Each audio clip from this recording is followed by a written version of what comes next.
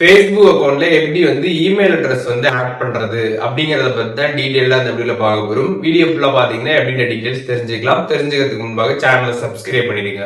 வீடியோக்குள்ள போலாம். Facebook app வந்து ஓபன் பண்ணிடுங்க. சைட்ல வந்து 3 லைன்ஸ் பட்டன் இருக்கும், அதை கிளிக் பண்ணிடுங்க. அதை கிளிக் பண்ணதுமே செட்டிங்ஸ் ஆப்ஷன் வந்து கொடுத்துருப்பாங்க. செட்டிங்ஸ் ஐக்கான் இருக்கும், அதை கிளிக் பண்ணிடுங்க.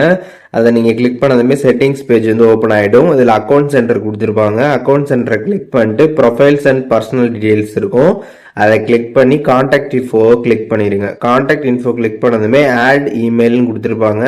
அதை கிளிக் பண்ணிட்டு நீங்கள் எந்த இமெயில் அட்ரஸை உங்களோட ஃபேஸ்புக் அக்கௌண்ட்டில் லிங்க் பண்ண நினைக்கிறீங்களோ அந்த இமெயில் அட்ரஸை வந்து அந்த இடத்துல வந்து ஆட் பண்ணிடுங்க. ஆட் பண்ணிட்டு கீழே நெக்ஸ்ட் கொடுத்ததுக்கப்புறம் பார்த்தீங்கன்னா அந்த இமெயில் அட்ரஸ்க்கு பார்த்தீங்கன்னா வெரிஃபிகேஷன் கோடு வந்து வரும். ஜிமெயில் ஆப் வந்து ஓப்பன் பண்ணி அந்த வெரிஃபிகேஷன் கோடு என்னன்றதை பார்த்து இந்த இடத்துல என்டர் பண்ணிக்கோங்க.